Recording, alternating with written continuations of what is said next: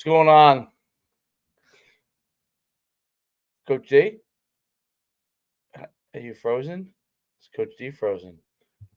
Checking Coach D. There he is. Got me? Are we good? Yeah, you were frozen for a second there. You're all right. I hope it was a good pose. You were like this. You were like, ah. Well, I mean, that's normally me anyway, so we're good. I see Coach here. I don't see him. I just see his name down there. He should be good to go. I just texted him, so. Yeah, great podcast on today. We're gonna go and we're gonna talk from the Coach Benvenuti, man. Coach Benvenuti. We're gonna talk the administrative side of things a little bit. We're gonna talk some obviously he was a wrestling coach, right? Too, as well. Very good wrestling coach. Also coached football for a long time. Kind of went through that whole process of, coach into administration. And also has a son right now who's a junior, kind of going through the recruiting process, and he's kind of learning as we go as well. So, a lot of different sides to what we see and what we do. So it should be very informative for a lot of people that are going through certain things. I have Coach here, but I don't see his video. I'll bring him up. Maybe. Yeah. Hello, I can see you guys. I can hear you guys. Can you hear me? Yeah, we can hear you. I can't see your pretty face, though.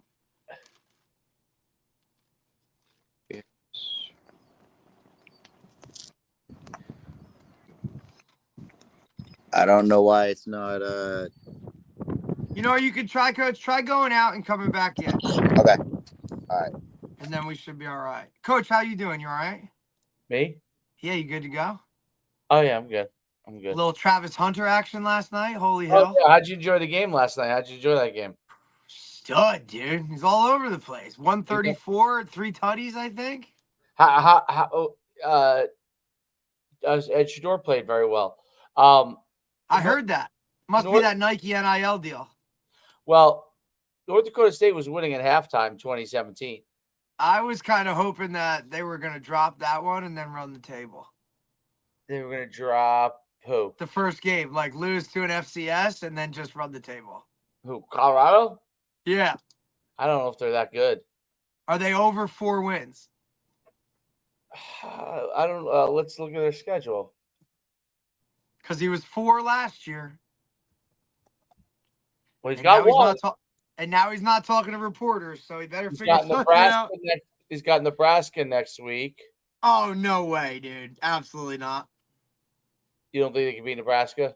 Nope. I think Rule has that thing up and back where it needs to be soon. I think they played Nebraska last year, right? Didn't they beat them? Maybe. Right, because it was early in the season, I think, right? Because didn't they rip off all of their wins last season in the early part of it? Yes. Then they have Colorado State. Ooh, that rematch. That's the one, and that's the kid that headhunted Travis Hunter, right? That was the game that kid cheap shotted him and took him out for a couple games.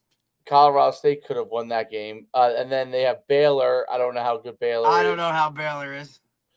UCF. That's Malzahn. That's going to be a tough one. Especially since they can't stop anybody. Kansas State, that's going to be tough. Arizona's going to be tough. Cincinnati, I don't know how good they are. Texas Tech, I don't know how good they are. Utah, obviously, is going to be tough. Kansas will be tough. Oklahoma State will be tough. Kansas, I heard, is like a big-time sleeper. They're thinking playoffs possibly for Kansas. Yeah, they're rated 22 to start. Could you imagine that? A couple years ago, they were straight doormat. If Colorado got 6 wins, that would be. But I don't know. It's gonna be. So you know who their OC is now, right? Shermer. Right. That's crazy. The Giants coach. Former, right? Former Giants. What was he there? 2 years? 3 years? Probably 2. Was he right before Dable, or did they go from Shermer to what's his name, Judge, and then Dable? I feel like that's what they did. Look, Dable's lost like 50 pounds, man. He's looking slim, dude. Everybody's He all is. excited about it. I guess when you can pay for Ozempic, let's go. Let me get that Ozempic in, huh? No, Yeah. I heard it's Wyckoff Pilates is what's getting it done for him. That's what I heard. Wyckoff Pilates? That's what I heard. He's addicted to Pilates.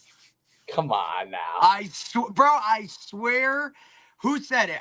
The GM, I think, said it. What? Yeah, I'm telling you, man.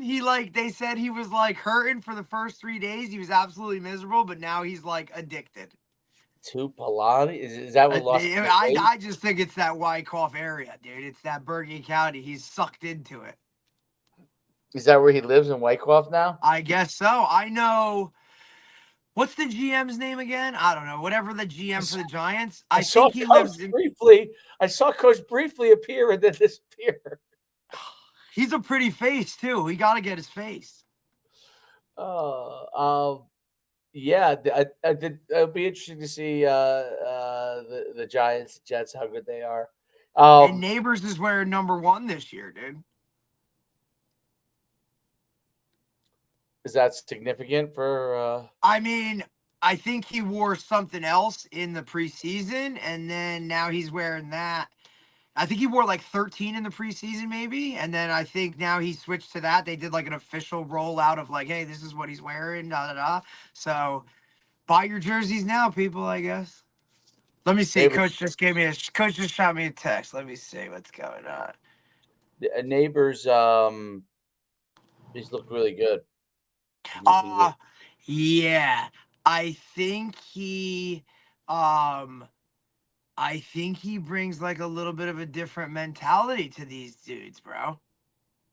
Like you saw him getting like a fight, right? Like preseason, like you just saw that. Even when on Hard Knocks and when they interviewed him like pre-draft, like he was like, yes, I'm one of those guys that gets upset when I don't get the ball because I think I'm like the best playmaker on the field. Like just towing that line of like arrogance, cocky, over the top, but not really over the top. I think he just like wants to win. And I think it's like, you know what I mean? Like that. When's the last time the Giants really had like that kind of guy? Yeah, I know what you're saying. I think we should go. I think Mondays we should do like a full recap of the weekend.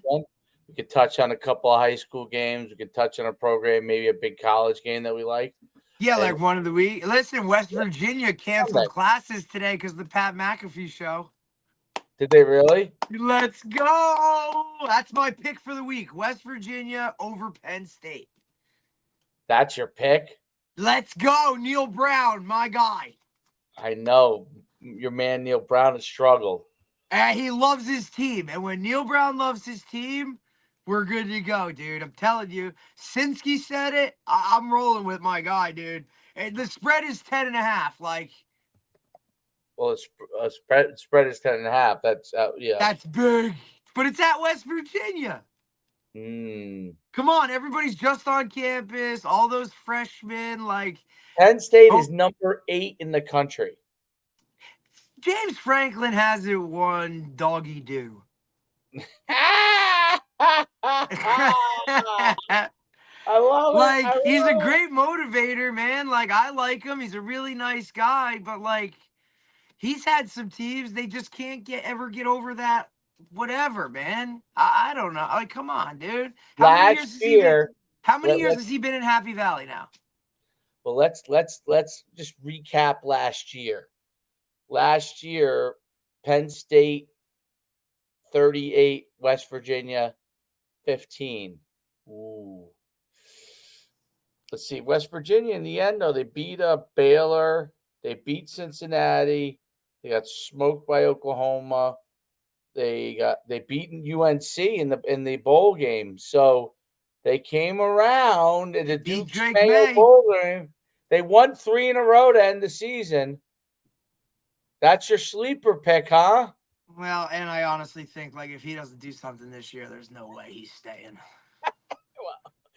Well, that's probably He's like got to win for his job, dude. So everything, he's emptying the tank. Whatever can be, will be, and have it. What's the big game this weekend? You got Miami, Florida. That's a big one. That's a big one. That's a huge game. This weekend, there is a lot of right. They were saying that isn't Georgia Clemson this weekend too? I'm pulling it up. Let's see. We got this weekend. We got Clemson, Georgia tomorrow at 12. Ooh. 12 o'clock kickoff. Okay. Oh yeah. Today we got Oklahoma plays Temple. They're gonna kill. Oh, good God. Oh my God. Really? Money game. Yeah. Penn State, obviously West Virginia. Let's see. Iowa plays Illinois State. They'll kill them. Tennessee plays Chattanooga. They'll kill them. Oklahoma State plays SDSU. I mean, no, that's what's that? San Diego State? No, it's South Dakota State. So that's okay. Little FCS money game. Listen, Monmouth just went out to Eastern Washington and lost. What was the score? 40-something, 20-something. Classic Monmouth game. Score 20-something, and then lose. It's not bad. Eastern Washington's usually pretty good. Yeah, they played on the red turf. Yeah, the red turf. And Eastern Washington, that's cowboy country, Eastern Washington. That's Cooper Cup City. Yeah. What town is that in? Podunk. Eastern Washington. Where is that located? Cheney, Washington. How many people have ever heard of that? Never. I know it must be near. I heard it's on the Montana border or something. Right. Like you're talking Yellowstone here. Yeah, because like if you go way west to Seattle's very different from the most of the state. People don't realize. It's like city-ish type, like suburban, and then the rest of the state's just like Spokane too. Cheney is right. Spokane is cowboy town too, right? Yep. So Cheney is right near Spokane. Okay, on the close to which is close to Idaho. That's a cool area. So is Pullman. Pullman's all the way by. I'm all for that, dude. I'm all for cowboy country. Like, I would love to not have service on my phone for a little bit, dude. Like, don't talk to me. We're good. Like, I'll show up and be there when I need to be there. But, like, when I go home, like, you can't contact me. That can't be that bad. Think about it. We live in a state where we literally live on top of each other, man. That's got to be great. It's like so amazing. God, as long as I can drive to a downtown to get what I need, I don't have to live near. I wonder if they have Wawas there. Is Wawa across the country or is it just? I don't know. The pizza's gonna suck though. Why? They have pizza, Wawa? No, I'm just saying in general. Like you're not gonna have a pizzeria. Like shit, dude. Like you're gonna have to be eating bison burgers and stuff. That sounds good to me, bison burgers. Carnivore diet can't be that bad, dude. No, I would love that. Oh, there's Coach. All right, sorry. Coach. All right, we're good, man. Had to switch devices. Sorry about that. Hey, you're good, buddy. You are all good, Coach. Appreciate you taking the time. Excited to talk to you. Thanks for having me. Another school year coming up, bro. Yep. Another school year, another season and school year of sports. So all good things. Passaic Valley, good sports, bud. We're trying to get it back to better days. Things have definitely turned around recently. Good crop of kids have come in and stayed home. Some kids have transferred back, so that's always helped. And our new superintendent, he's now going on year number 4. He's just made some tremendous changes with spending money in the right places. Obviously, turf, field, and lights, number 1. And huge. Then we're not talking lights, Dave. We're talking like club lights, man. Like flash them up. Let's go. Like Rutgers status, dude. Oh yeah. Little Falls, what's up? Yeah, it's definitely helped. Back to the days when Steve Gertie was the coach back. Yeah, Gertie was the coach in the 60s and early 70s, and then Sauter had some really good teams. But Basaha in the 80s was the guy that really put that program into Van prominence. Zyl, didn't you have Van Zyl who won a title? Van Zyl, state champion coach, great guy, absolutely. 1986, he won a state championship. Legend. Very, very cool. So you're working to get it back to that era. Coach, Give us the whole background of coaching for you, and then how you Sure. became athletic director, that kind of journey. Cool. Sure. So I was really, really young, right out of college. I was an assistant coach at West Essex for wrestling and also for football, freshman football coach there. I was all but 22 years old, I guess. And then right away after one season, I got into being the head coach for West Essex at wrestling, and did that for 5 seasons as the head coach, 6 total there, including the year as the assistant. Um, Coached at Passaic Valley for 1 year of football in between there, and then went back to coaching football. I played for Coach Chet Parlavecchio in high school, and him and I remained close always. He's my guy. I love that guy. I learned so much from him on and off the field. He brought me back to coach with him at Elizabeth High School. Did a few years down there coaching, and then ultimately became the head wrestling coach at Passaic Valley High School, where I went to school, and teacher and coach there for 11 seasons, coaching football as well, and then got into administration as the athletic director. So journeys bounced around a little bit, but all really good programs, really good people that I've learned from. Coach Drozjak at West Essex, legendary coach, gentleman of a person, just a really good guy who got a lot out of kids from building strong relationships. Learned from him early on. My guy who brought me into West Essex as the wrestling coach, Anthony Manella. He was also a really strong, great wrestling coach at Passaic Valley High School when he coached me. He was a football coach as well. Still to this day, I literally just hung up the phone with him about 15 minutes ago. So remain close with him. And then obviously Parlavecchio, learning from him.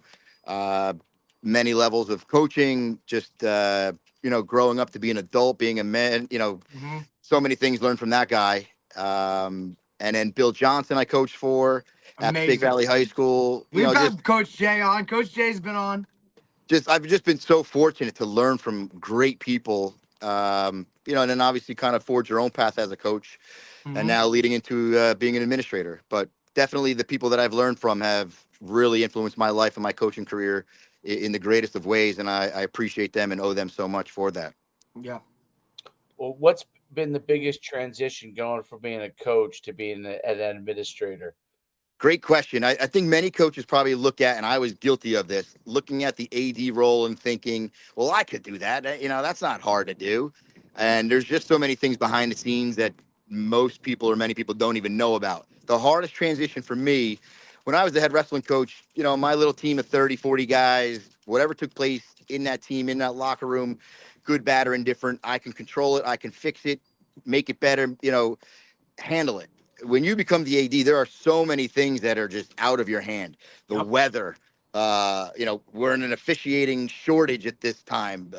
There was bus driver shortages. There's just so many things logistically that are out of your hands, and you got to fix on the fly, put out a fire, or find a way to make it better. Or sometimes there is no answer, and it's, we're going to sleep on it and figure out something tomorrow.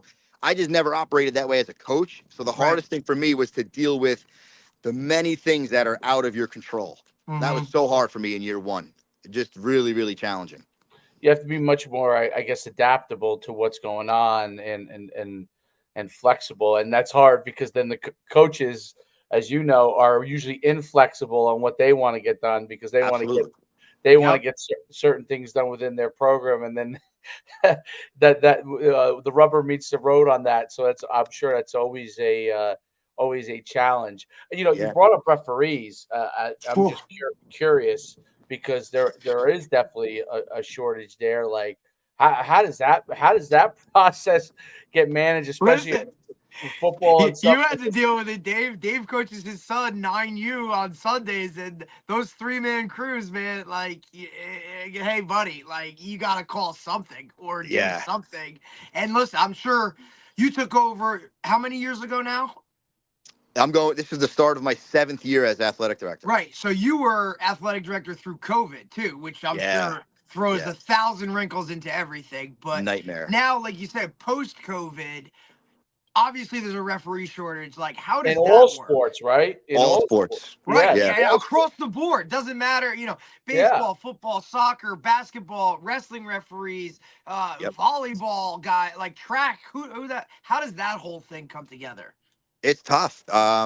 You know, as the parent in you wants to scream from the sideline sometimes when you see bad calls, or maybe you see an official who's not very seasoned yet. But if Or the too AD, seasoned. well, yeah, you do see that. But again, some of the guys that are older now, and maybe people think they got to hang it up. If they didn't hang it, in a way, it's a good thing they haven't yet, because there's not enough guys coming through to take their spots. Right. The challenge is, kind of, hey, I'm not a parent or I'm not a coach, I'm the AD. If I'm yelling and screaming from the sideline, of course the crowd is going to do the same, and the coaches are going to think they can do the same. And it's Right. trying to be diplomatic and understanding it's a tough situation. ADs have it very nice right now with every single sport has an assigner Oh, who that's basically gets your officials for you. Right. And the assigners we're currently using at Passaic Valley High School, I have not a bad word to say about any of them. They do a great job getting us officials, and they listen to the ADs. If my coaches say, "Hey, listen, this official and I don't get along, or it's not working out, or we're at each other too many times," they listen to us when we say, "Hey, this official, don't send him my way anymore." The Got it. coach and him don't get along. It's not a good situation, whatever the case may be. But I really think the assigners have a really rough job too, because they're dealing with a very small group of officials to place around all over the place. And but thank God we have them. They save us so much work and trouble by placing officials to our jobs, to our schools, for our games. Yeah, it's that I would imagine that if without the assigners, it would be chaos. Yeah, that's Um, another thing on your plate. Like yeah, Correct. now you got to deal absolutely. with that. Yeah, Um, correct. what with respect to like building your athletic department? So like you mentioned it right at the beginning that you're really trying to build it back to PV. Obviously, in the 70s, 60s, 80s was like a powerhouse athletically, and they've had some good years recently too. It's not that they haven't, but you've been taking step by step the path to rebuild it. Obviously Derek mentioned the lights, but each step along the way to kind of really get PV up into the 21st century and really to take the athletic program back there, because PV was always known as one of these huge high schools that had Yep. a lot of really good players. Talk about what that kind of journey's been like for you. Yeah, I grew up in Little Falls and was a Right. PV guy. I had my parents graduated from PV, my in-laws, my aunts and uncles, you name it. So I've been around it and heard stories, and have always been well versed in the history of PV, especially with sports, because that was always my interest. I think this journey coming back or trying to bounce back is twofold. Years and years ago, coaches never had to recruit your local kid because you were going to that high school. It was that simple. The world has changed, and if you're not at a public school doing your best to recruit your own kids or to keep them home, and make that program enticing enough for them to think they don't have to go anywhere else, then you're not doing your job. You're going to lose those kids. And losing one or two at a public school is going to really hurt. So you have to be able to keep your kids home. So that's been a major challenge and a major difference in the landscape of high school sports. And obviously at PV, where, three great towns feed in. And for many years, like you said, 60s, 70s, 80s, you were just going to PV, and those three towns were going to pump in enough athletes that programs were going to be very successful. Right. Nowadays, we stress in our program, our athletics program, something that's really big in my heart is relationships first. So you have to build relationships with kids before you can coach them. And that doesn't mean when they walk in the door. That means sometimes when they're in 6th, 7th, and 8th grade, get down to those games, put on a clinic for the kids, the coaches, camps, be visible, be somebody that they already have that relationship with. It's going to make it a lot harder for them to leave and not come to PV. Number one. Number two, Passaic Valley was always, during those times, 60s, 70s, and 80s, a premier spot facilities wise. And then, it wasn't, especially in my time, towards the end of my coaching career and early on in my administrative career now as an athletic director, facilities were not where they needed to be. And if you didn't have a turf field and lights, you were falling behind. And, facilities needed to be upgraded, money needed to be spent. I think the weight room is an area that'll be probably next or real soon for us at Passaic Valley, making an upgrade there. But our gyms were always adequate space and size. Always. We've now, updated new bleachers, painting, cool honeycomb designs on the basketball court, to match the Hornets theme. Obviously, as you mentioned before, turf and lights, with not just turf and lights, but an amazing setup for what that looks like. The track was resurfaced and redone with black and green to make it really stand.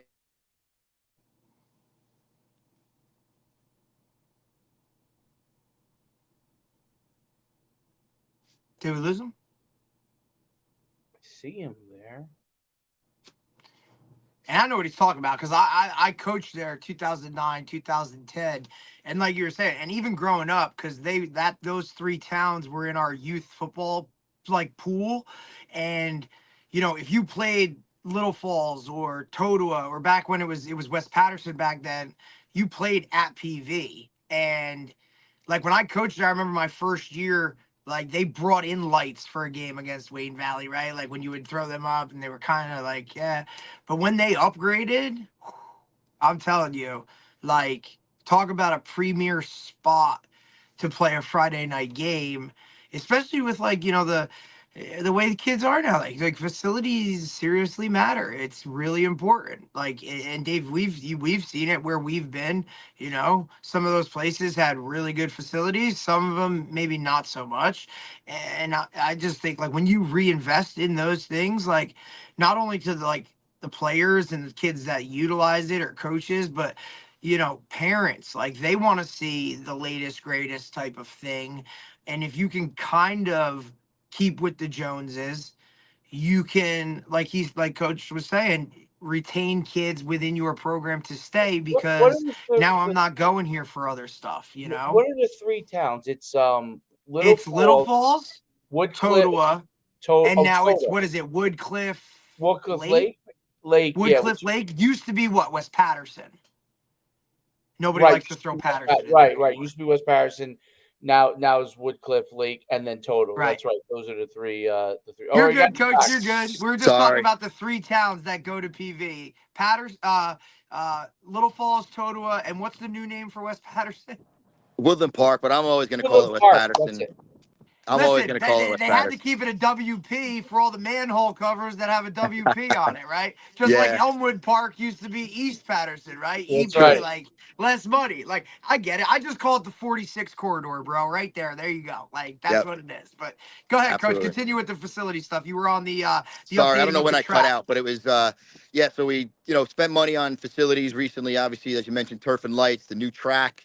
It's green and it's black and the transition zones are green. The basketball courts have been painted with honeycombs, to match the Hornets theme. New bleachers, painting around the walls and things like that within the sports facilities. Like, those two things are paramount in my mind. Relationships first. That's always going to be number one, whether it's coaching or leading in any type of way. Relationships matter, and building those relationships with the kids are going to keep them home. And the facilities, because let's face it, a young kid always wants to play on turf and under the lights, and something that they view as cool, whether it's honeycombs on a basketball court or whatnot. Right. So it's those two pieces are what we've been really trying in the past few years to build, connect with, and keep our kids home and playing at PV. It's huge. Yeah, I think that's a big deal, especially all the towns that are located along the highways, the schools that are located near the highways like that were initially the groups that got plucked by a lot of the parochials because it was easy to get on the highway and go somewhere else.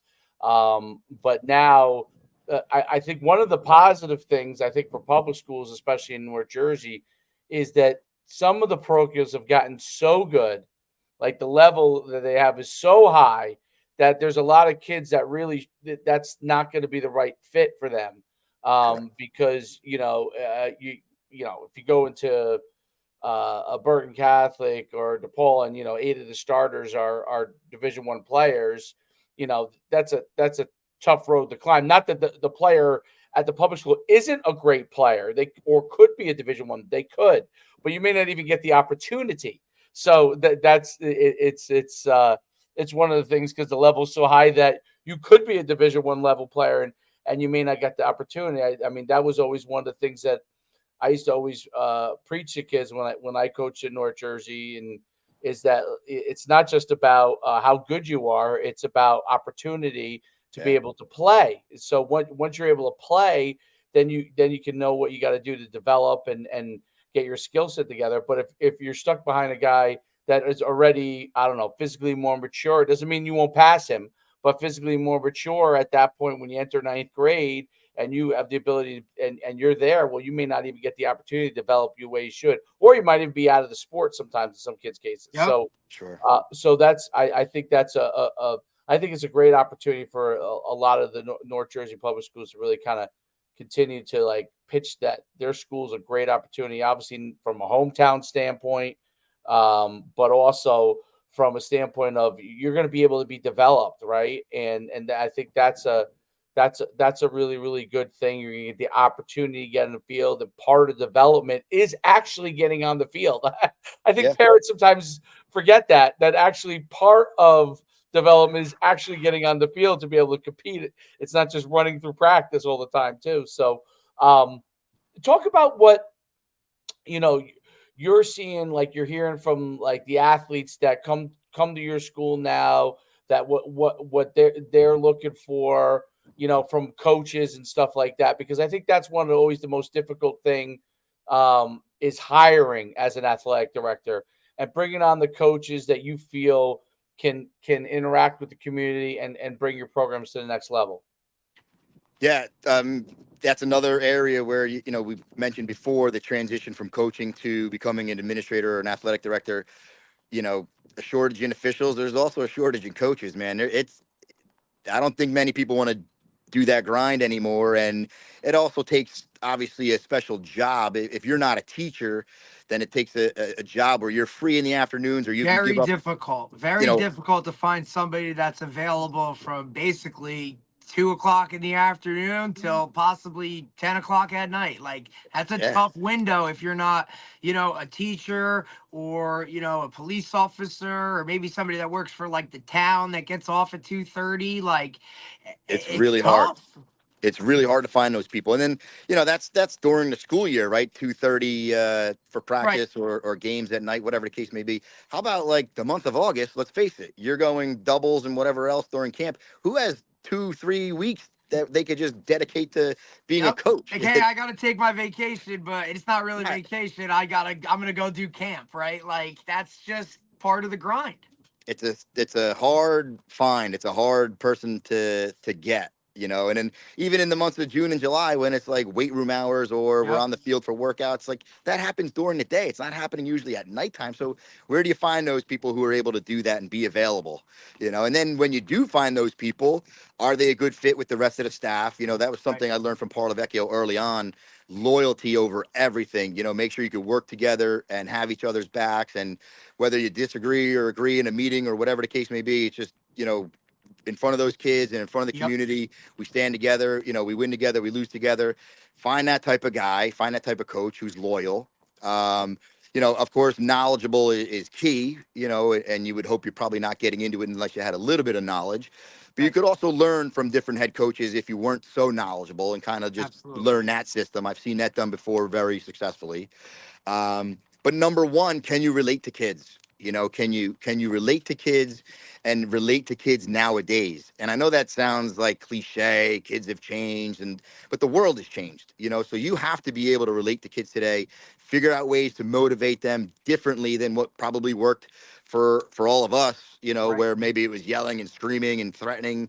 Those kinds of things worked because maybe at home you had parents who kind of raised you in that manner. The world is different. I don't raise my kid that way. And even though I believe in you can be hard and strict and tough on your kid, then, it's different than the way I was raised or different than the way I was coached. You have to be able to relate to kids, so finding that coach who has, number one, the availability, number two, the knowledge, the loyalty, and fits in, and number three, relatable to the kids, who can build strong relationships with kids. It's a lot to ask for. It's a lot to find. And, not everybody wants to do it anymore because coaching is no longer in season. And I don't care what sport it is out of season. It is all the time, many, many hours. Find that person who has that kind of time, that loyalty, the knowledge, the relatability, and the drive to put in that kind of time. Many people just aren't willing to do that anymore. It's really hard. Filling staffs is not easy anymore. No. Right, and you used to be able to go to the teachers directly that wanted to get the extra money to be a coach and wanted to put in the time. Is that becoming more and more of a challenge? Like, so with even within the building, so, are a lot more teachers saying, "Hey, it's 2:30, I'm out of here," or is that challenge? Like, is that something that you're able to entice coaches with teaching jobs still? Is that part of it, or is Yes and that no. changed? Yes and no. The salary that you make as a coach is never going to really equate with the hours that you put in. Um, young teachers coming in, sometimes they're still looking and willing and able and wanting to be coaches, so that helps. But a majority, 2:30, the bell rings and they're gone. Or they could make more money in a part-time situation, whether it's tutoring or something else, where it might Right. look at, it's less hours for more money. So Absolutely. many teachers are looking to do that instead, and you can't fault them. And truth be told, any good coach isn't coaching for the money, because you're never going to get what you're worth and the time Never. you put in. You're coaching for passion. Yep. So if I got to dangle money as a carrot for somebody to jump in on something, they're probably not going to be in that sport very long or coaching very long, and they're not really doing it for the right reasons. 100%. Passion over everything, when it Absolutely. comes to coaching. Yes. But Well, it's there's hard. no doubt. The number of hours never, ever, Never, never equate. divide and figure out your No, hourly rate no, as a coach, man. Never do Yeah. it, no, like, no, because never. it's just not what it is. Nope. What are some of the things as far as challenges that you have to deal with, because you have to deal with above you principal, maybe board of education at times, right? And then you have obviously the coaches below you, and then their assistants. What are some of the challenges that come up for you as the athletic director that you've really had to solve, that you feel like you've really taken things to the next level with? Yeah, again, going back to just things you don't know when you're coaching and thinking you could be an AD or an administrator. I jump into the seat, 6+ years ago, and understanding, like, yeah, I want to be that AD that's for my coaches and helps my coaches, but also I'm answering to upper administration and the board of education. So you really do have to think a lot differently, and sometimes a little bit more wisely. Um, but you also want to help your coach or coaches, or, hey, we need new uniforms, or, hey, we want to get this or that. Like, yeah, I want to do it for you. I want to be able to be that AD who says yes and provides everything that's necessary and needed. But knowing that you're answering to a superintendent, you're answering to a board of education, there's dollars and cents behind everything and a budget, and it just doesn't happen that fast or that quickly. That was definitely a learning curve for me. Um, I'm super fortunate right now to have the superintendent that I have. He's also the superintendent of the Super Football Conference. Like, he's all in on Oh, sports. He's that's all in. huge. He's all in, and was a coach himself before, so he gets it. He knows what I go through on a daily basis. So supportive. Him and I are standing by each other's sides for games. He's right there when it's time to pay for something, improve something. He totally gets it. I am so fortunate to have that kind of support. So that has actually gotten easier as I've gone into this, because Right. of him coming on board now, 3+ years ago. A challenge in that same role of, like, administrator, coach, I'm in the middle, is I live in town. Right. So, You have a son who's a junior. yeah, I get, like, from every angle imaginable, every sport imaginable. I could be in someone's backyard sitting around a fire pit, and it's like, hey, I know you don't want to talk about it, but hey, can I ask you real quick what? And it's like, here we Come go. on, dude. Like, come on, Here man. we Like, go. this is my time, right? Like, but yeah, I get Here we go. it's part. But Yup. Like, it's I just try to make part of it. myself available. I try to help out and, be over communicative in those scenarios. But we have also put in some policies in place, not that anybody reads them or looks at them, even though they're signing off on them when they register the kid for sports. But, if there's an issue, then we say step one should be your child or the student athlete should go knock on the coach's door and have a conversation. That always can help so much. If the parent didn't like how that conversation went or still has some questions, then the parent should contact the coach to talk directly to the coach. And if that doesn't go well, now bring me involved, as the Chain of administrator. command. Correct. But living in town and, you know, I'm deeply rooted there. People have known me for a long time, and now that my kid's there, I know them in different ways also. So a lot of times, whether it's a fire pit or ShopRite or who knows where, hey, can I talk to you for a minute? But again, all things that you learn to handle and do your best to get better at as you go through the process. Yeah, absolutely. And I think more and more, I guess you probably have parents that jump the jump the chain of Right command. to So you, like there's directly, always surprises from that standpoint now. Whereas Oh yeah, I think that's a big difference from what it was before. But I guess that's all part of it. The multiple constituents that you have to deal with, and the multiple parties from that standpoint. And obviously, BOE is always parents, sure. usually anyway, right? Because right. they're elected from the town, so it's that kind of a thing. It's really really interesting how the athletic director is really the guy in the middle of everything, and the person that gets pulled in all these different directions because you're an administrator and a sports person at the same time. Yeah, It's Mhm. it's a very very unique, high profile position within every single Absolutely. school district. So yeah.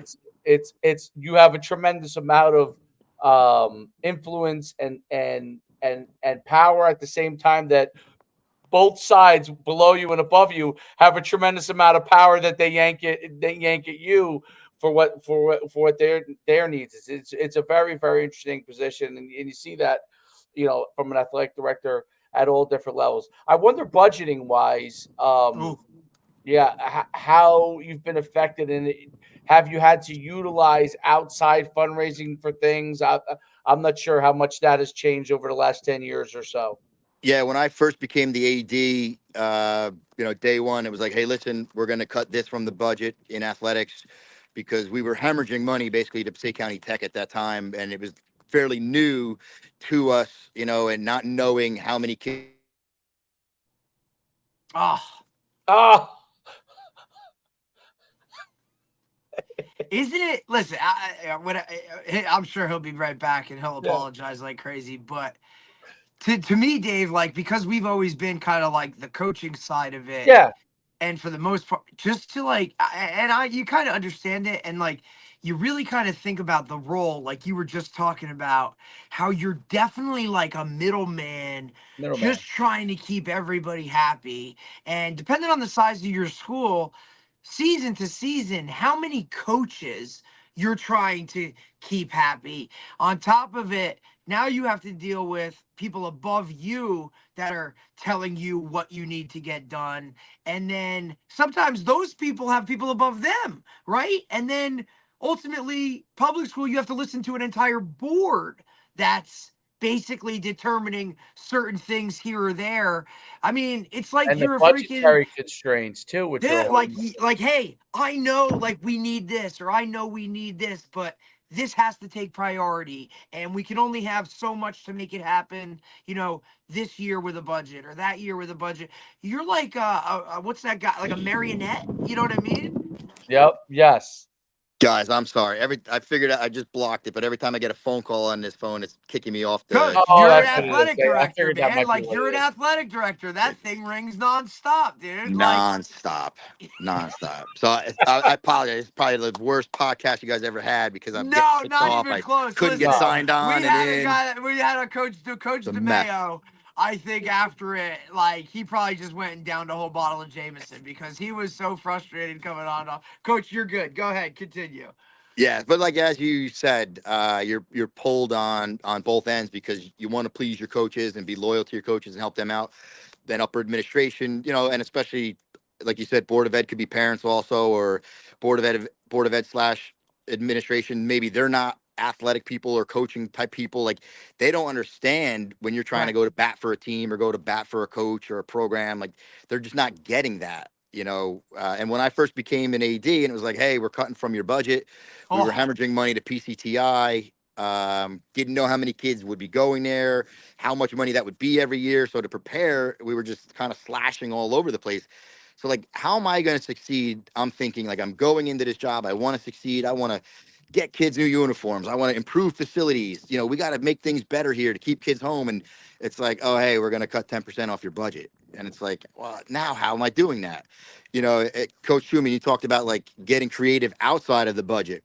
Every team right now is doing whatever fundraisers they can to, creatively grab some more money. And, I tell the programs all the time. I tell parents this all the time. When I was a wrestling coach and parents would say, well, what can we do to raise money? And what do you need for your team? I would say, I don't care what they're wearing. That's not going to make them a better wrestler. I don't want, don't buy them sweatshirts or this shirt or that shirt. Help me get another coach on my staff. So, we say volunteer coaching, but we're creatively fundraising to get more coaching. Like that's a budget piece and it's a union piece, a teachers union piece where they're probably not going to add more coaches to a staff. That's just unlikely, but if you're creative and you find some funding to pay for a volunteer coach, to me, that is invaluable. It's like if you had 3 teachers in a classroom instead of 1, the chances are kids are going to absorb more and learn more. Absolutely. I find it to be the same way in athletics. Put more coaches on your staff, that are going to help make an impact on your child, and help those kids. That's where money should be spent. But every program right now is doing some sort of outside fundraising, from the budget to, make that experience better for those kids, the program better for the kids, whether it's for volunteer coaching, or, maybe it is like a throw in extra uniform or something, that the kids find cool or exciting, just again, to enhance your program, enhance that experience for the kids. Right. You got to be creative. Yeah, there's no doubt, and that's like an arms race in itself. Like not just facilities, but like what you're wearing, what But even like equipment, right? Like yep. You think about like, and different sports have, some sports have way more needs than others. Like, you're talking about football. Each kid is wearing how much money worth of equipment that is needed. It's not like basketball where you're shorts and a t-shirt, and there's 75 kids on a football roster and there's 12 on a basketball team. Like that stuff is where you really gotta, like you said, get extremely creative in the ways that you can raise money. You also have to kind of know your town or your area in terms of like what people are going to do or what they're looking for to support, right? Like some people don't need something back, right? Like if I can send a $50 donation, like we're good to go, right? Like I don't need cookie dough or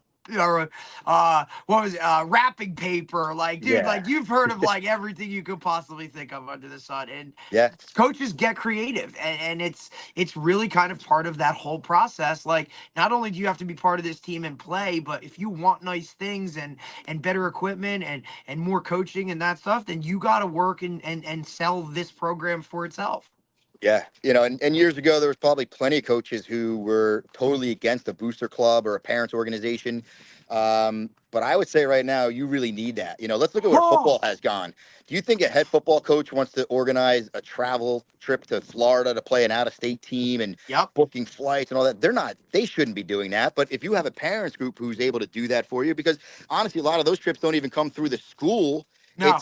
It's taken care of because it's paid for by the booster clubs and fundraised by the booster clubs. Absolutely. Like They're you can get a booking lot of multiple paid flights. volunteered coaches through that booster club. And if you have a great booster club that supports your program and can handle all of that logistical stuff where, hey, now that just gives that coach more time to coach. Correct. But like that's where the landscape of high school sports has gone, where, we're traveling out of state for things.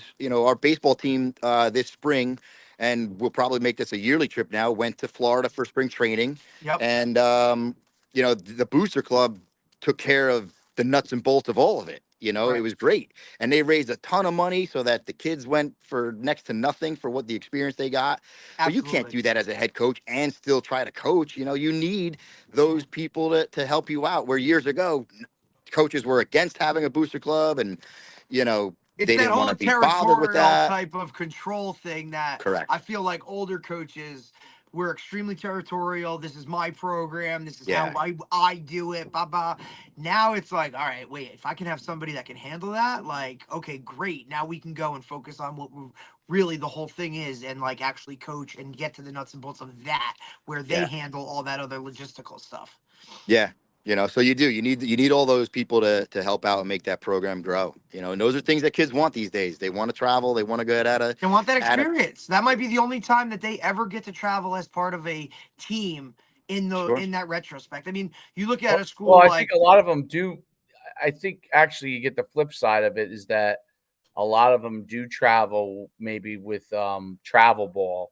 Yeah. So they're used to it when they come to high school. So they kind of have some level of expectation that maybe we'll travel once in a while with high school because they have travel with some form of travel ball in their sports. So that is really an interesting thing that they travel a lot more than they used to, and the ability to fundraise for that is really interesting because that has definitely changed. I mean, obviously baseball and softball have always like kind of that's kind of been a thing. I remember at Saddlebrook they used to always baseball and softball used to travel to Florida every year. I mean, going back like 20 years ago, with Darren White and that third day of softball practice when you can't go outside because a snowstorm hit. Now you got to set the cage up in the gym. Like, have them in Florida for a couple of days. They can get all that work down there, right? Yeah. I can remember that always happening. Darren White was big on that, Dave, right? Like, he would always be there. But now you get football, right? That wants to travel out of state, and you get High School. You got multiple sports, and then it goes to basketball. Maybe wants to play in this winter tournament over here, and wrestling, wants to go to the Beast of the East, right? And that starts to happen, which is all great things. You know what I mean? All great things, but the budget from there has to come, and that kind of brings me to my next question, which I'm curious in today's world how you handle the college recruiting and dealing with coaches and because obviously if coaches are teachers and stuff, sometimes it's hard for them to get out a class, but you don't want kids to get not be able to meet with a coach or those kind of things. How has like that been handled with colleges now? Like what are you kind of trying to do now? Because this has transitioned so much just in the last couple of years, even with the NIL and transfer portal stuff in college. So kind of what do you guys do as in handling college coaches?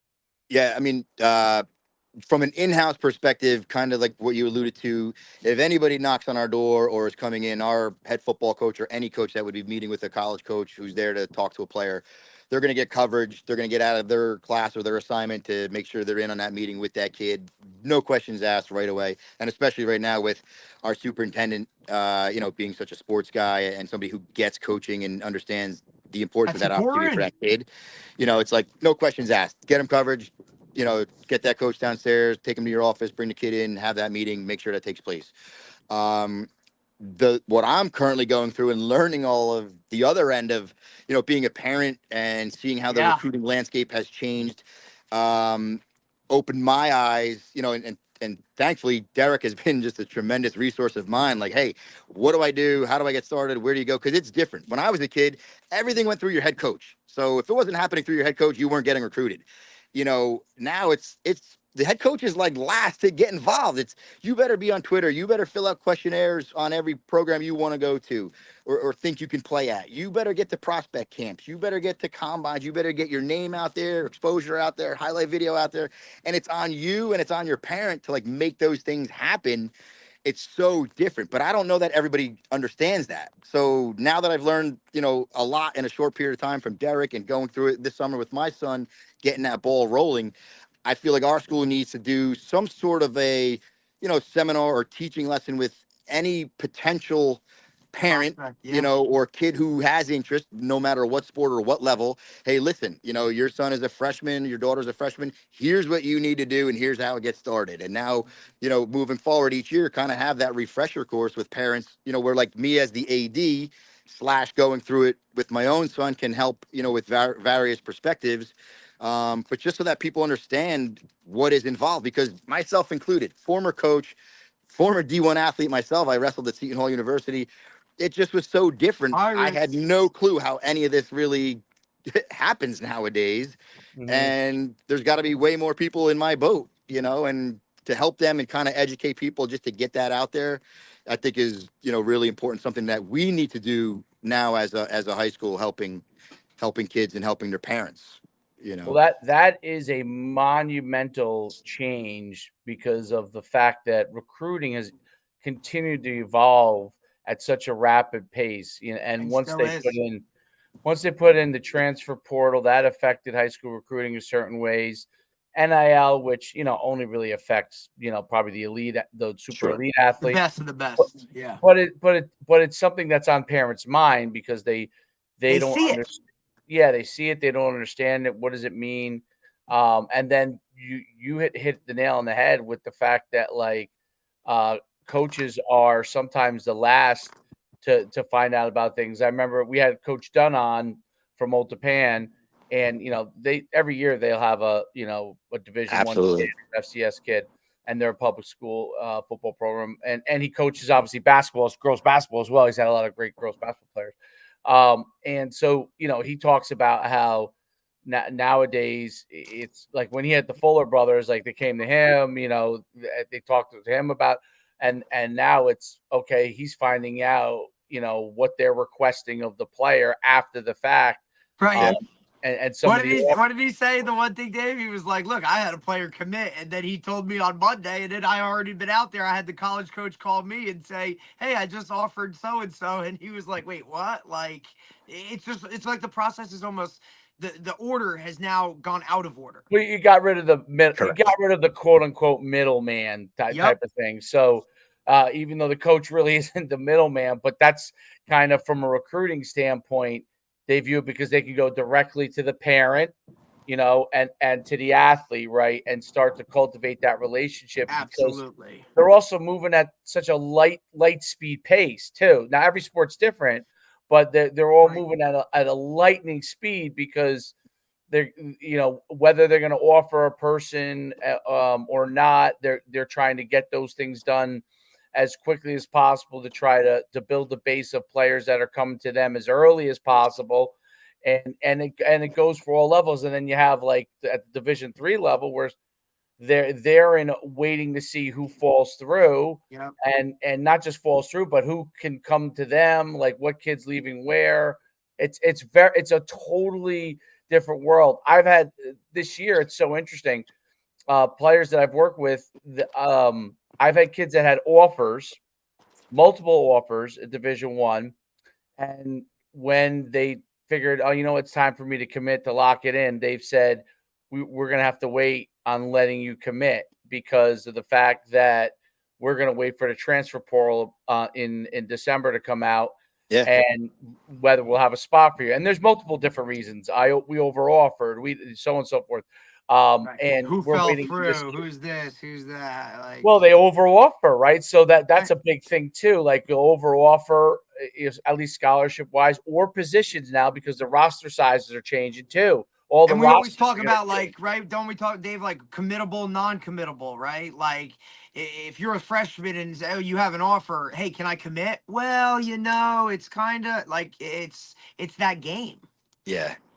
And it's frustrating for the parents and the coaches and the players because they go on social media and I would say yes, there's a lot of offers being spit out, but it's probably the same kid posting over and over who keeps getting these offers. It's like these 15 or 20 kids that are, when you see the top tier kid who comes in with 50 offers and he goes on Twitter every time that he gets an offer, you start to think, oh my goodness, everybody's getting offered, but it's the same dude, same kids, right? So that's also very confusing for kids and parents. Like I can't,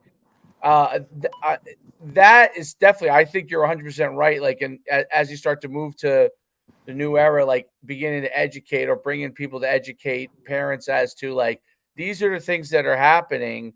And the biggest thing is do not panic because it is completely an up and down process.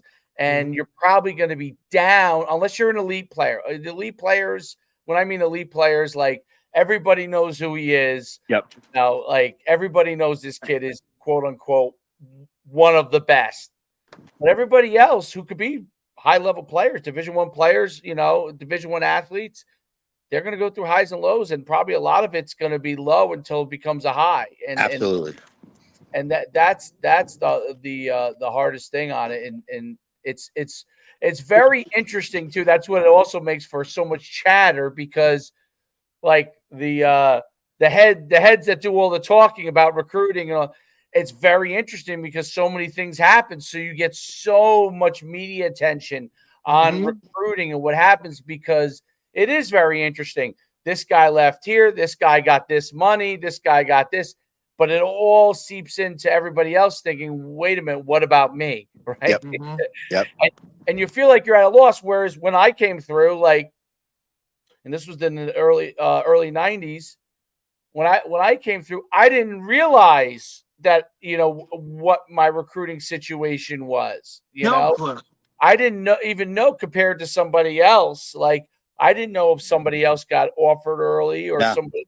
I didn't really know. I only knew my stuff wasn't situation. available to us, right? Like if you Nope. were on Rivals, or which was pretty much the only thing right there, or the McCarthy Report, like you really had no clue of who anybody was, right? Derek, like, I'm old. The only thing they had back then was the McCarthy Report. Yeah.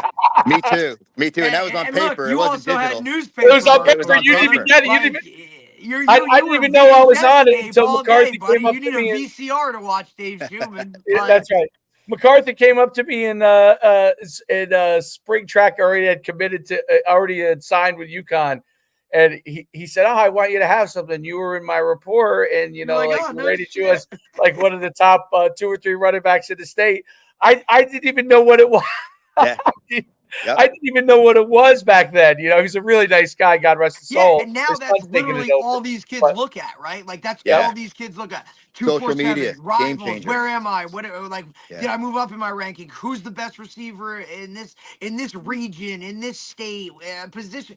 It's the social media aspect of it has changed everything, right? Game And changer. the now, Marketing. right? Like The marketing everything of is yourself. now, right? So that's the Yeah. biggest thing for these guys. It's like and then that's all they're seeing. So that's the expectation, when that's not what, that's the 10%, and the other 90, like that, you don't see that, right? Yeah. Like that's just what it is.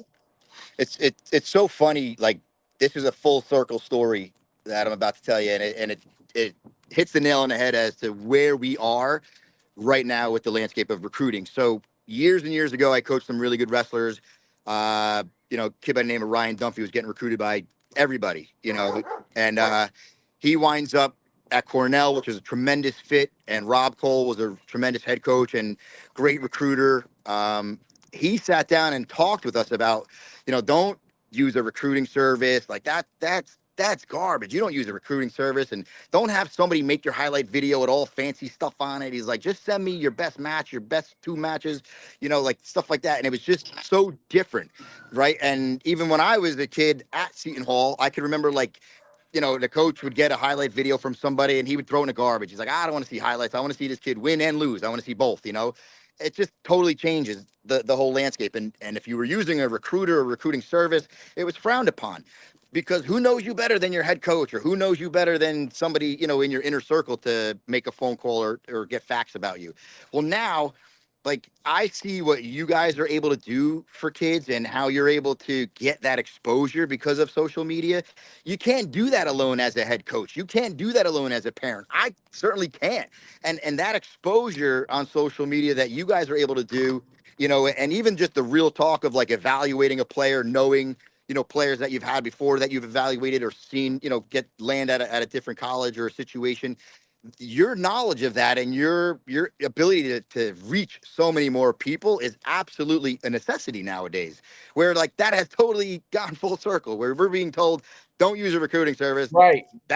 We're not going to listen to a recruiter who knows nothing about you, to now you need to use a service, Right. in my opinion, to help you get boosted, to help your exposure increase. It's completely different nowadays. It's amazing. Well, marketing, Yes. which is something that you would have laughed at in the old days. Yeah. Okay, marketing a player, like coaches would have frowned upon marketing a player, and that's the biggest thing that has changed, because me and Derek have talked about this. The biggest thing to me overall in sports is that so many more people are involved in playing sports. So when I was in high school, which was the 90s, which to young people seems a long time ago, but it really wasn't that long ago. And okay. There were kids that had to get jobs that could not play sports, right? Yes. They might have been good athletes. They really had to go to work, right? Nowadays, from the time they're young, kids play all different types of sports. A larger pool of people are playing sports. And so a larger pool of people, because of digital media, because you can send the huddle link out or whatever.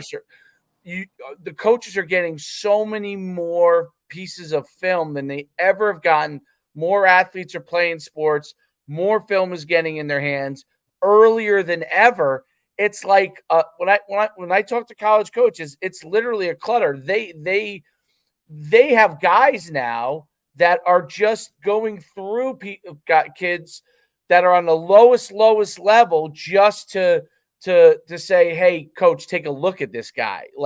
This is a guy to even take a look at. So if that person doesn't see it, or you don't have a relationship with a coach or someone who you can say, hey, really simply, can you take a look at this kid's film? And it makes sense. They're vetting almost for them to like weed that out, because how many DMs and emails must college coaches be getting on a daily basis? We talk about it all the time. And a huddle video. And it's like, even like huddle, okay, I got to sit through the ad first. Now I got to watch this film, like the rule of thumb, right? You don't want to have a 10-minute huddle video. Like if you're a college coach, you probably don't have a ton of time for that. So it's like, hey, maybe it's a lower level GA, a lower level coach, whatever, maybe vet through that. You go weed that out for me and send me what you think I should be looking at or seeing or responding to. It's an intern because they got to be getting that's flooded, looking at this stuff, flooded. They must be getting flooded with that kind of stuff.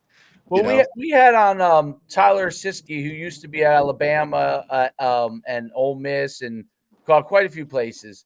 He was with Nick Saban and so he the highest level. Yeah, the highest level. It was really interesting what he said about recruiting and on how like he tells kids that they should have.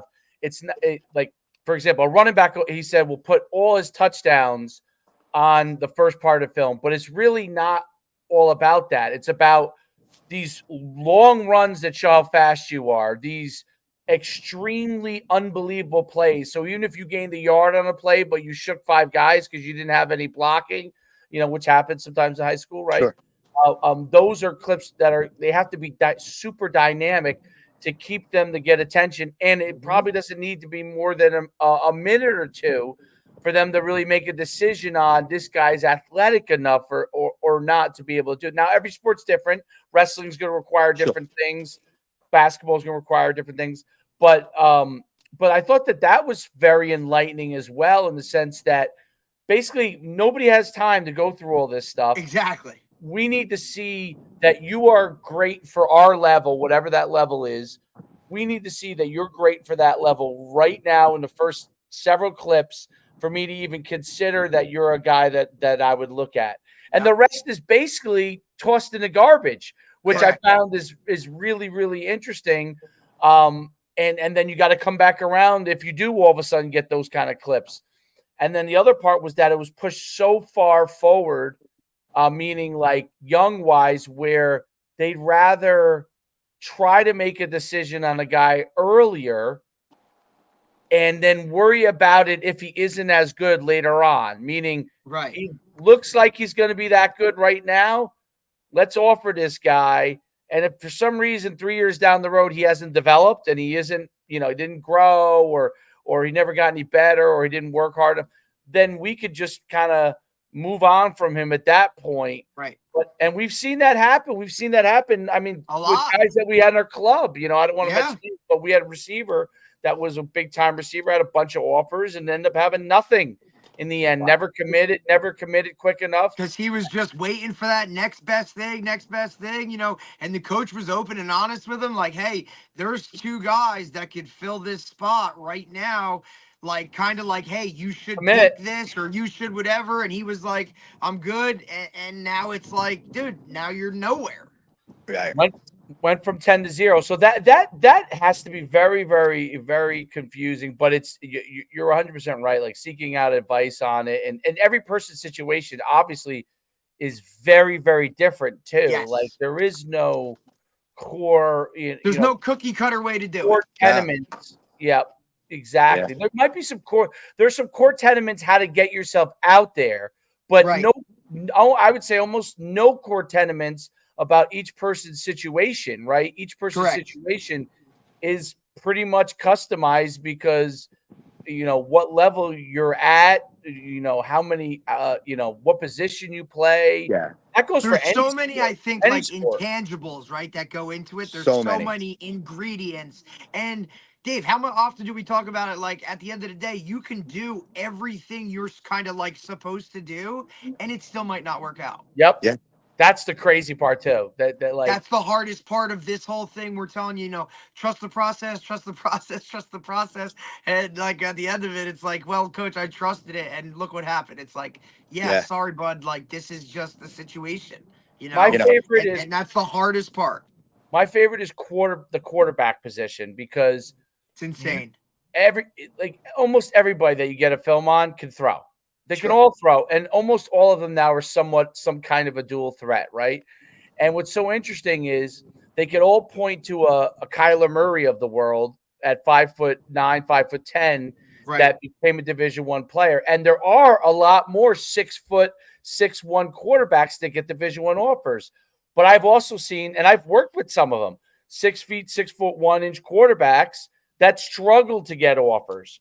And absolutely, if you were to watch his film next to another person that got Division I offers, you would say there's very little difference. So there's all these intangible things that are not always, not always the case. Sign-ups. So it's very, very, you don't know how early that person who got an offer, that person might have been lucky enough to get one early, was out there early enough. You don't know, you don't know the situation as to a coach fell in love with what this player did versus you, or you don't know how many offers they already have out. So you're coming around here, and yes, it may look equatable. And then the level of competition, right? Like in wrestling, that's probably a huge thing. Absolutely. Who you wrestled against. Derek, do you remember Steele? So Steele's going to Felician on Division II scholarship. He was he started wrestling late, was a very good wrestler in high school, but hadn't really gotten to that point yet. Went to Brookdale College for a year, wrestled against all the college kids, because you could wrestle in all these open things, as you would know, coach, right? Wrestled in all those things while he was at Brookdale and did so well, beat some of the guys who went to like the NCAAs and stuff like that, got himself a Division II scholarship, right? So it's so crazy and how it all is. What has your experience been as you're trying to navigate it? Yeah, yourself? I touched on a little earlier, the old school mentality of like, well, the coach and what I knew, whether it was getting recruited way back when or going through it as a head coach, it's completely different nowadays. And you start to get onto Twitter because obviously, a lot has to do with social media with recruiting, and you start seeing, the services that are out there or different things you should be doing, or you read somewhere, do this and do that. There's just a lot of information. You try to process it all, make it into your little plan for, your child and what you're trying to accomplish. For me, being a coach and a former player and former football coach, I could at least understand with my son to know, like, hey, let's talk about grades, where you might be able to get in or what schools you're looking at, number one. Let's talk about your size, your ability. And again, I'm going to be the harshest critic of him because I'm a coach first when I'm evaluating him, not a dad. And I think a lot of people struggle with, they think their kid is really, really good. And don't get me wrong, my kid is athletic and does very well. He's had a lot of success in athletics, but I also know what it looks like at a major level, and that's not him. So, trying to help him figure out, like, where do you fit in? Where can you actually be a part of a program and play and have some fun experiences? Looking at roster sizes of colleges and looking at, how many seniors, how many fifth-year seniors or COVID seniors, those types of things. Looking at the measurables, how many kids are your size, your weight, Mm-hmm. And things of that nature to just get a better like reality check for him Right. before we moved forward through it. We went to the prospect camps, which definitely have been a really good thing. Opened his eyes to, whether or not he thinks he can fit in or play at those levels, get that type of coaching and exposure. But Right. it's just a whirlwind. It just happens so fast. There's It's so a many lot. moving parts to it. Some things are very confusing when you're trying to read that NCAA chart as to like, okay, this month is a dead period, but this month is a quiet period, and Yeah. what's the difference? The And then they can schedules, talk to you, but they can only who talk to can you. talk to you when, who can do Yeah, what, like who can do not in this, who can person do. and not through this, but only on DM and email. And it's like, holy moly, to try to figure all that out this summer when we really picked up the pace on all this was just your head spins, and then he comes at me with, oh, it was so and so just committed and he's only a sophomore. And I'm like, well, like, or got an offer. And I'm like, well, that, like, don't look into those too deeply, because an offer could be like, hey, listen, in 2 years we'll talk, or 2 years, yeah, we'll offer. Right, But like, right, right. there's nothing pen to paper. Like, don't get all excited about that stuff. It's gonna happen. You just let it work its way out. It's just, but it's confusing at times. It's stressful. It's a whirlwind. But at the same time, I'm loving it because I feel like, I'm riding that wave with him and learning with him and watching him grow into this, hopefully potential college athlete has been fun and exciting for me too. Watching him go through it. It's been really cool. No doubt about it. It's the best thing is enjoy the process along the way, because Absolutely. Yeah. ultimately you're going to get to where you want to be anyway, and you're Yep. going to get to a place where you belong, and that's Yeah. And where it's you a get to fun time for both of you, right? It's Right, great as yeah. a father to see, like, hey, my kid's kind of wanted. It's good Yeah. for him to feel kind of wanted. Like, a lot of guys just get so ingrained in it. Like Dave said, like, just enjoy that process, because Yeah. it is, a once in a lifetime type of thing. And it's something you could be talking about years down the road. And you don't want to look back and be like, well, I didn't really this or that. That stuff will all come together at the end. Like, he'll find the right fit. It'll all be good. Like, just enjoy this process right now of, just the whole, in like the whole gamut. Yeah, the coolest part of this summer, because kids get busy and they get locked in on their, PlayStation or whatever they're playing, or their social life and social media. It's rare that you get some time to hang out with your teenage kid and talk and just like have Yep. great conversations. So the 5 trips we took this summer to go to prospect camps was just him and I in a car, talking, and then afterwards going out for a bite to eat and talking about the camp, the coaches, the other kids in his group. What'd you think? How'd you feel? Where do you Yeah. see yourself? Like, that's just like, I'm a coach and a dad, and we're talking sports and talking recruit. Like, it's the best of both worlds. And that Awesome. part has been so much fun, and then talking to him too about like, well, like, hey, we're doing this because I believe in you and I think you can be, that type of talented player. You got to back it up now. It's your junior season. You got to put together a great film. Absolutely.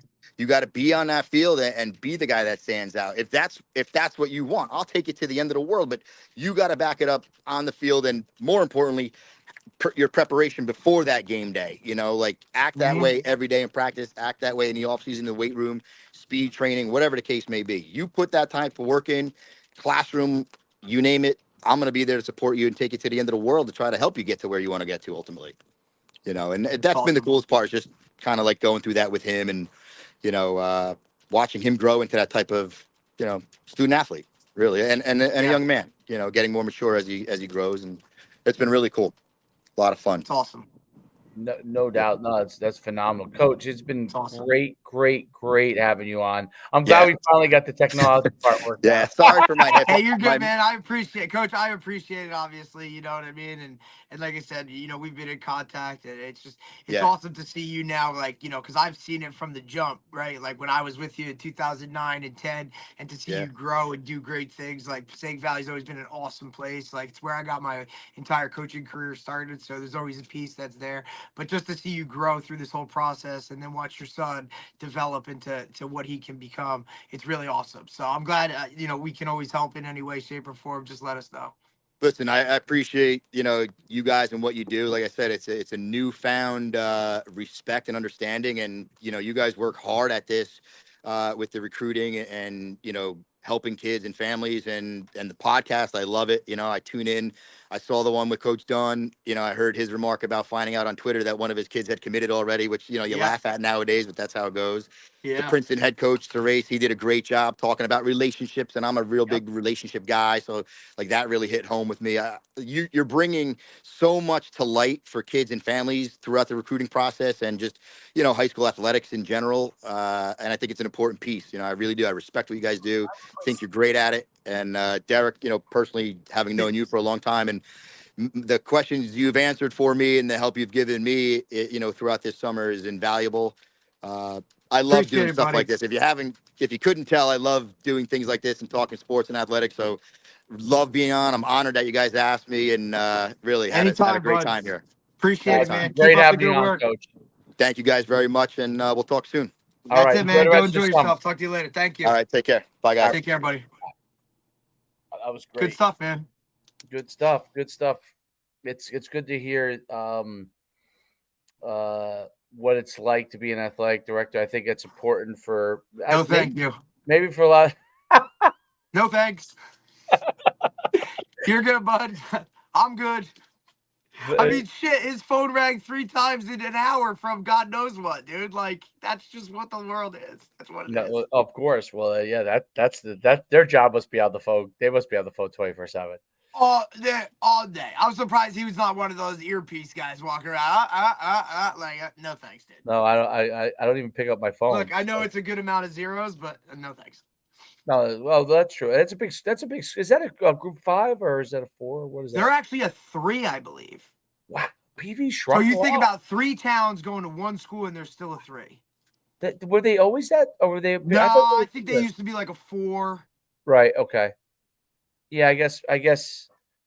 Population wise, although in general, I think. And remember, the socioeconomic dynamics of those 3 towns have, like, you know what I mean? Like, have changed in a lot of ways. So, like, that's something that, you know, you got to navigate too through all that process. So he does a great job, though, man. He does a really great job. Like, I've known him for a long time. He was a hell of a wrestler himself and a hell of a wrestling coach. They've always been a very good wrestling program.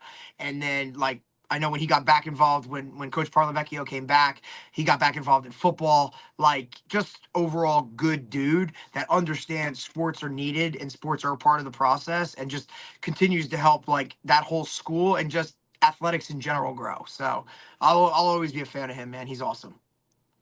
Yeah, no doubt. He was really good, and it's interesting to see PV how they're going to evolve, because PV was like I said, it's one of those, like, well, there's certain high schools that were like, right, and like you hear that high school's name when I like, grew up, yeah, oh wow, they have huge kids there, you know. Absolutely, dude. Oh my god, dude, always some big ass dude. I'm like, what? I don't have to hit this kid. Oh my god. Well, they were legend, because when I had Steve Gertie as my head coach, right, for a few years, and but he kind of, I think he built his success primarily at PV. Absolutely. They were known for having monster linemen. Always monster dude, like just big dudes. But big you know, dude. like I said, it's like I said, it kind of went, you know, what way for a while, but you can tell, like, they have the right people in place now, right? Like he said, like with the superintendent that understands all that kind of stuff. And that's important, because that's where it all comes from the top. Like, yes, he has to answer to a board, but you get the right people on the board, you're good. Absolutely. All right, let's wrap it up, and we'll see you next Friday. time. Yeah.